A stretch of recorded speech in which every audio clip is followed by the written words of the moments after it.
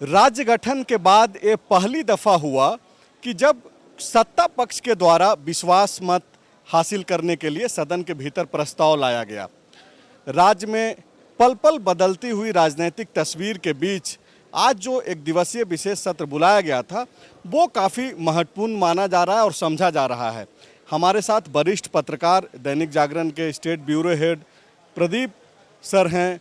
इनसे समझेंगे कि आज जो कुछ हुआ है वो राज्य के लिए कितना मायने रखता है और मुख्यमंत्री ने जिस तरीके से आक्रामकता के साथ कई सारे पॉइंट्स को उठाए उसको कैसे देखते हैं। एक एक करके हम लोग बिंदुवार बातचीत करेंगे सर, और दर्शकों को ये समझाने की कोशिश करेंगे आपसे बातचीत के जरिए कि ये कितना महत्वपूर्ण रहा और सत्ता पक्ष के द्वारा विश्वास मत के लिए प्रस्ताव लाया जाना ये कितना सार्थक रहा और कितना जायज़ रहा। देखिए, अगर आज के घटनाक्रम को हम देखते हैं तो इसके पीछे जाना पड़ेगा। पिछले लगभग 1 महीने से ये आशंका व्यक्त की जा रही थी कि जो पत्थर खनन लीज का मामला है, मुख्यमंत्री हेमंत सोरेन के खिलाफ जो भारतीय जनता पार्टी ने शिकायत की थी, तो उसकी जब सुनवाई पूरी हुई और उसके बाद जब से निर्वाचन आयोग ने बीते 25 अगस्त को भेजा यहाँ राज्य सरकार के बारे में मुख्यमंत्री को लेकर राज्यपाल के पास में मंतव्य, तो उसको लेकर अनिश्चितता की एक स्थिति है, उहापोह की स्थिति है। ये कहा जा रहा है कि सदस्यता जो है वो मुख्यमंत्री की वो समाप्त कर दी गई है, लेकिन इसको लेकर के जो उहापोह की स्थिति है तो पहली बार जो है वो ऐसा देखा जा रहा है कि एक तरीके से राज्य में अनिश्चितता का माहौल 2 सप्ताह से ज़्यादा समय का जो है वो हो चुका है। राज्यपाल भी लगातार ये कह रहे हैं कि वो विधि की सलाह ले रहे हैं। इस बीच जो देश भर के भीतर में जिस प्रकार की राजनीति चल रही है अन्य राज्यों में, खास करके गैर भाजपा शासित राज्य जो हैं वो आरोप लगाते हैं कि उनको अस्थिर करने का प्रयास किया जाता रहा। तो ये देखेंगे कि पिछले 1 सप्ताह से झारखंड के जो विधायक थे, रूलिंग पार्टी के विधायक जेएमएम और कांग्रेस के विधायक, वो पड़ोस में रायपुर में थे। तो ये जो हाइपर जो पूरा ड्रामा चल रहा है झारखंड में पॉलिटिक्स का, एक तरीके से कहेंगे कि एक पड़ाव है आज जो इस गवर्नमेंट जो है वो कॉन्फिडेंस मोशन लेकर के आई थी। खुद अमूमन जो है वो ऐसा जो है वो राज्यपाल के कहने पर या फिर विपक्ष द्वारा अविश्वास प्रस्ताव लाए जाने की स्थिति में ऐसा करने की परंपरा रही है, लेकिन ये बाध्यता नहीं है। ये सरकार जो है वो अपना विश्वास मत जो है वो खुद का मंत्रिपरिषद में विश्वास व्यक्त करना, और इस प्रकार से जो राज्य में एक अनिश्चितता का माहौल था, तो एक हद तक जो है मुख्यमंत्री हेमंत सोरेन ने ये दिखाया है कि उनके पास जो अंक गणित होना चाहिए विधानसभा के भीतर, 81 सदस्यों की विधानसभा के भीतर, तो उनके पास सामान्य बहुमत से काफ़ी ज़्यादा विधायक जो हैं वो उनके समर्थन में हैं। उन्होंने अपने एजेंडे स्पष्ट किए हैं। आगे आने वाले दिनों में राजनीति किस करवट लेगी ये अभी नहीं कहा जा सकता, लेकिन ये आज का जो घटनाक्रम है ये एक माइलस्टोन है। पिछले 10-12 दिनों का जो घटनाक्रम था उसकी एक परिणति भी आप कह सकते हैं कि सत्ता पक्ष ने अब एक कदम आगे बढ़ा दिया है। उसने विपक्ष को एक चुनौती दी है कि हमारे पास आंकड़ा है सरकार बनाए रखने का। अब ये देखना होगा कि आगे आने वाले दिनों में किस प्रकार से राजनीति करवट लेती है। अगर निर्णय सार्वजनिक होता है और प्रतिकूल निर्णय आता है तो फिर राजनीतिक ऊंट किस करवट बैठेगा ये देखना फिर होगा। संजय जी, आपने 3 चीज़ों का जिक्र किया, एक तो राज्यपाल का, दूसरा गैर बीजेपी शासित जो सरकारें हैं देश भर में, और तीसरा आंकड़ों का। तो सबसे पहले आंकड़ों पे बात कर लेते हैं। दर्शकों को यहाँ पे बताना बेहद ज़रूरी है कि आज ये जो 81 विधानसभा सीट वाली जो विधानसभा है झारखंड का, यहाँ पे 78 विधायक उपस्थित हुए थे, जिसमें से 48 यानी कि जो 41 का आंकड़ा है बहुमत का, उससे कहीं ज़्यादा, यानी कि बहुमत से ज़्यादा स्पष्ट बहुमत जो है हेमंत सोरेन के पक्ष में वोट पड़ा और सरकार के पास है, वो तो स्पष्ट हो गया। लेकिन राज्यपाल का जहाँ तक आपने जिक्र किया, मुख्यमंत्री ने अपने भाषणों में यहाँ तक कहा कि राज्यपाल पीछे के दरवाजे से दिल्ली चले गए हैं, उन पे बात उन्होंने कही। दूसरी बात, गैर बीजेपी शासित जो प्रदेश है, जो सरकारें हैं, उसको लेकर के मुख्यमंत्री ने अपने भाषणों में कहा, जो सदन में जब वो बोल रहे थे, कि सरकारी जो एजेंसियां हैं, जो संवैधानिक संस्थाएं हैं, उसका दुरुपयोग किया जा रहा है और कोशिश की जा रही है कि भाई राजभवन और सरकारी एजेंसियों का दुरुपयोग करके कि मौका मिले लोगों को खरीद फरोख्त का। और आप लगातार जिक्र कर भी रहे हैं कि बाकी प्रदेशों में इस तरीके की राजनीति हो रही है, तो इसका क्या इसके बाद असर खत्म हो जाएगा, या फिर और मुख्यमंत्री जिस तरीके से फ्रंट फुट पे खेल रहे हैं अब बीजेपी भी ऐसे खेलेगी? देखिए, राजनीति में तो परंपराएं जो है वो आप देखेंगे पिछले 25-30 सालों में परंपराएं बहुत अलग अलग प्रकार से बदली हैं, और जिसका उदाहरण आप बिहार में देख सकते हैं।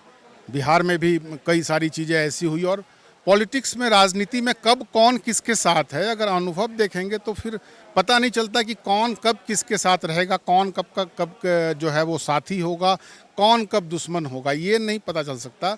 और जहाँ तक सरकारों को बदलने का प्रयास, अपनी सरकार बनाने का प्रयास, तो राजनीति में अल्टीमेट जो है वो लक्ष्य जो होता है वो कुर्सी पाना होता है। तो उसके लिए तमाम प्रकार के हथकंडे जो है वो अपनाए जो हैं वो जाते हैं, और मुझे लगता है कि आगे भी ये अपनाए जाते रहेंगे। जिसके पास आंकड़ा मजबूत होगा वह जो है वो अपना सरकार जो है वो बना ले जाएगा, जिसके पास आंकड़ा नहीं होगा वो विपक्ष में बैठेगा। लोकतंत्र की यही परंपरा है। सर, एक मुख्यमंत्री अगर सदन के भीतर सीधे तौर पे देश के प्रधानमंत्री पे टिप्पणी कर रहे हैं, और बाकायदा उन्होंने आरोप लगाया कि ऐसे वक्त में जब विकास की बातें हो रही है, लोग उम्मीद करते हैं कि विकास हो, और देश का प्रधानमंत्री देश के ही अलग अलग दर्जन भर से ज़्यादा राज्यों की सरकारें जो कि गैर बीजेपी सरकारें हैं उससे लड़ाई लड़ रहा है, और ऐसे में विकास बिल्कुल नहीं हो सकता है। मुख्यमंत्री ने सीधे तौर पे प्रधानमंत्री मोदी पे हमला किया सदन के भीतर से। इसको कैसे समझा जाना चाहिए, जबकि संघीय व्यवस्था है देश भर में? ये देखिए, झारखंड मुक्ति मोर्चा का जो राजनीतिक पृष्ठभूमि है उसको देखना होगा। पहले झारखंड मुक्ति मोर्चा की लड़ाई जो है वो, चूँकि रूलिंग पार्टी थी उस वक्त कांग्रेस, उससे हुआ करती थी। अभी सीधे जो इलेक्शन में जब ये आए, इनका पहले भारतीय जनता पार्टी के साथ भी इनका चुनावी समझौता नहीं रहा है, लेकिन चुनाव के बाद दोनों ने मिलकर के जो है वो सरकार बनाई है।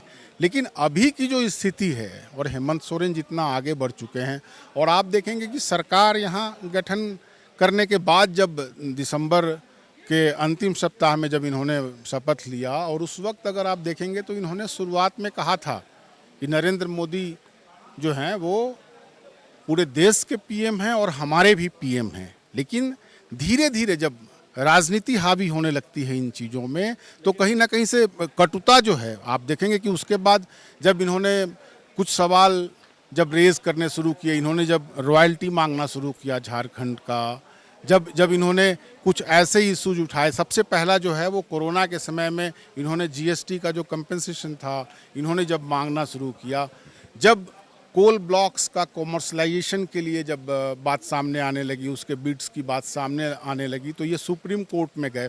तो नीतिगत मुद्दों पर जो है वो इनका टकराव जो है वो दिखने लगा। फिर बाद में आप देखेंगे कि बात के अंतराल में कि जब डीबीसी ने, जो केंद्रीय उपक्रम है, उसने राज्य की बिजली डिस्कनेक्ट कर दी, राज्य का जो आरबीआई खाता है उससे सीधे राशि डिडक्ट कर लिया। तो ये चरणबद्ध तरीके से जो कटुता जो बढ़ी है, जो क्लैश बढ़ा है, ये कहीं ना कहीं से राजनीतिक है, और नीतिगत फैसलों में ये बातें जो हैं वो झलकती रही हैं। और ये मतलब मेरा अनुभव ये कहता है कि ये अभी जो है ये इसकी परिणति होनी बाकी है। ये काफ़ी तेज होगा। 2024 का लोकसभा चुनाव जैसे जैसे नज़दीक आएगा, आप देखेंगे कि पूरे देश में जो है वो एक ध्रुवीकरण जो है वो चल रहा है। केंद्र में सत्तासीन जो पार्टी है वो उसका अपना जो है वो उसका अपना एजेंडा, और जो विपक्षी पार्टियां जो अलग अलग धरों में या अलग अलग प्रांतों में सरकारों में हैं, उनका एकजुट होना, इनको मिल करके कोई एक ऐसा साझा जो है वो नेता तय करना, तो ये सब सारी प्रक्रिया है। मुझे लगता है कि हेमंत सोरेन भी उन चीज़ों को समझ रहे हैं कि आगे आने वाले दिनों में जो है वो राजनीतिक लड़ाई सीधी जो है वो भाजपा से उनकी होने जा रही है। इसलिए वो तैयारी कर रहे हैं, वो उन मुद्दों को उठा रहे हैं और बड़े ही आक्रामक तरीके से उठा रहे हैं, और उन बातों को भी वो कह रहे हैं जिससे ये लग रहा है कि अब आगे आने वाले दिनों में जो है ये टकराव जो है वो और बढ़ेगा, और इसका जो राजनीतिक फ़ायदा अथवा नुकसान जो भी होगा वो देखने के लिए तैयार। उन्होंने एक बात और कहा कि 2024 में इलेक्शन होगा, लोकसभा का पहले होगा और विधानसभा का बाद में होगा। और इन्होंने एक दावा भी किया कि भाजपा का जो है हम सुपरा साफ कर देंगे, जमानत जब्त करवा देंगे। और बहुत ही लड़ाई के मूड में हैं जिस तरीके से और जिस आक्रामकता से भाषण दिया है सदन के भीतर। उन्होंने कहा कि वो शिबू सोरेन के बेटा हैं और डरे नहीं हैं और आगे भी नहीं डरेंगे। तो एक तरीके से चुनौती भी वो दे रहे हैं। जाहिर तौर पे आप जब देखेंगे कि राज्य में शिबू सोरेन को लेकर के कोई विवाद नहीं होता कभी भी, और उनको जो है वो सभी पार्टियों में उनका सम्मान है, सभी दलों के लोग उनका जो है वो सम्मान करते हैं।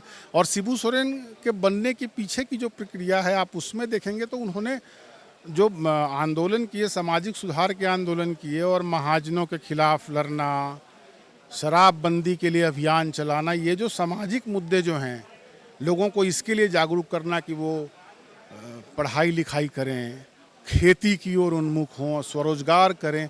तो शिबू सोरेन जो है वो मतलब उन्होंने सामाजिक कार्यों से शुरुआत की। बाद में ऐसी परिस्थितियों का निर्माण हुआ कि झारखंड आंदोलन जो 1950 से चल रहा था, 80 के दशक में शिबू सोरेन ने जो है वो इस कदर जो है वो ऊंचाई पे पहुंचाया और ऐसा मुकाम हासिल किया कि झारखंड अलग प्रांत का जो निर्णय है वो वर्ष 2000 में लेना पड़ा। तो आप देखेंगे कि उनका जो ये उत्तराधिकार है ये हेमंत सोरेन के पास है। और जब ये उत्तराधिकार ट्रांसफ़र करने की बात चल रही थी तो हेमंत सोरेन के नेतृत्व को लेकर के जो है वो कई प्रकार की शंकाएं थी, लेकिन आप देखेंगे कि सर्वश्रेष्ठ प्रदर्शन जो है वो हेमंत सोरेन ने 2019 के इलेक्शन में किया।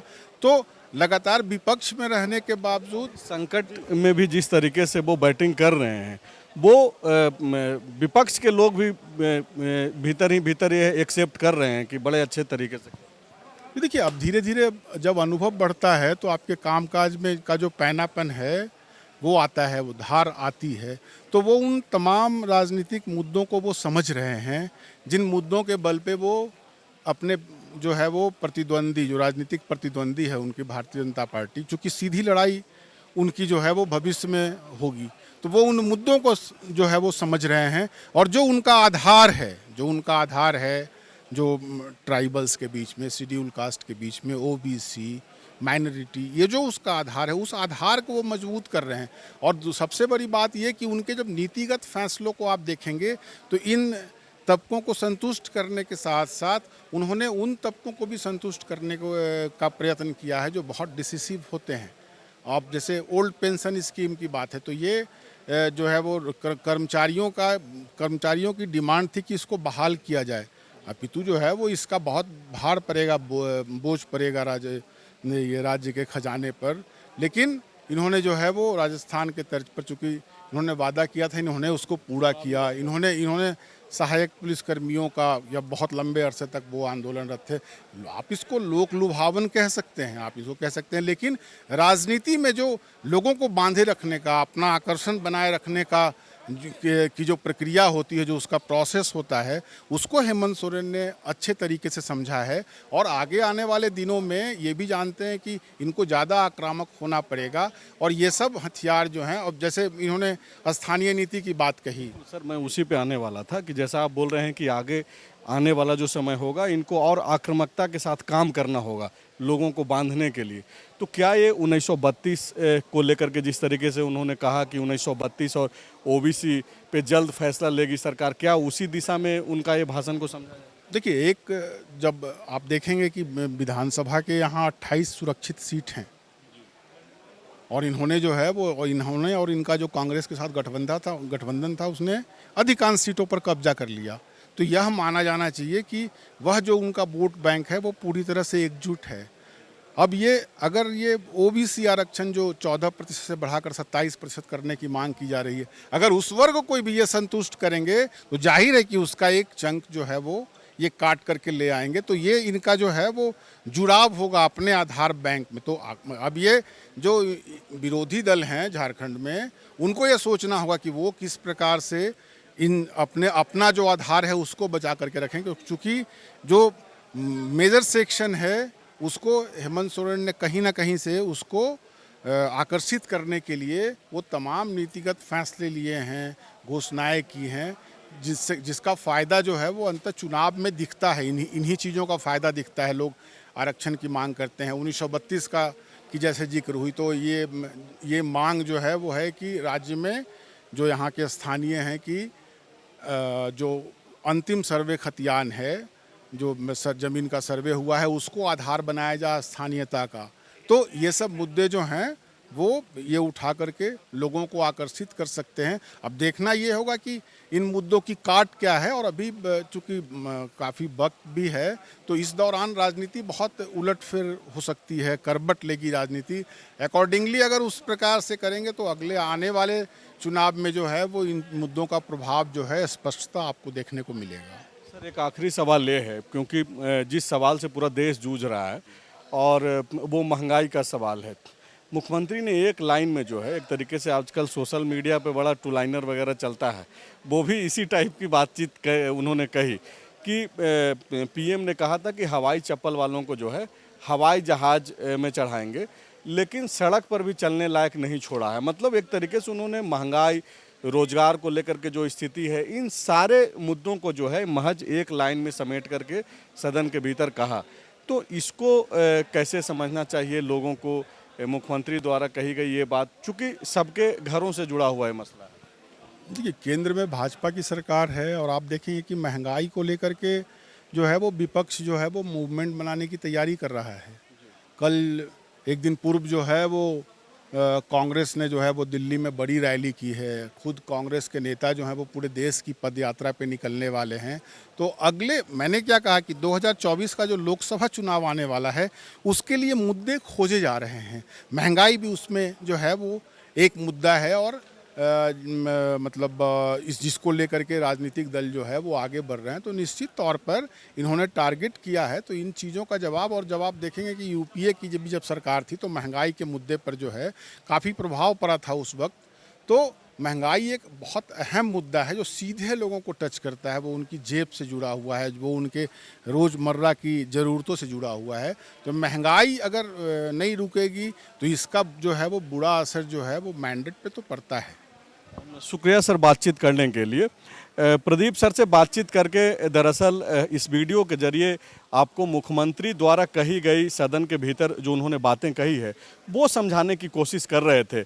और आप जब इस पूरे वीडियो को सुनेंगे और समझेंगे तो आप समझेंगे कि मुख्यमंत्री ने दो तरीके से, एक तो आक्रामकता दिखाया और बाकायदा जो है प्रधानमंत्री मोदी से लेकर के राज्य में जो बीजेपी का नेतृत्व है उस पर हमलावर हुए और प्राथमिकताएं भी गिनाई, खास करके 1932 को लेकर के, ओबीसी आरक्षण को लेकर के, और आपसी जो भाईचारगी बनी रहनी चाहिए समाज के भीतर, उस पर भी उन्होंने बात कही। शुक्रिया। विवेकानंद विद्या मंदिर स्कूल एक CBSE affiliated English medium coed school है।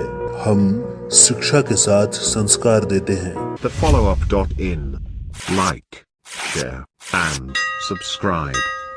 www.thefollowup.in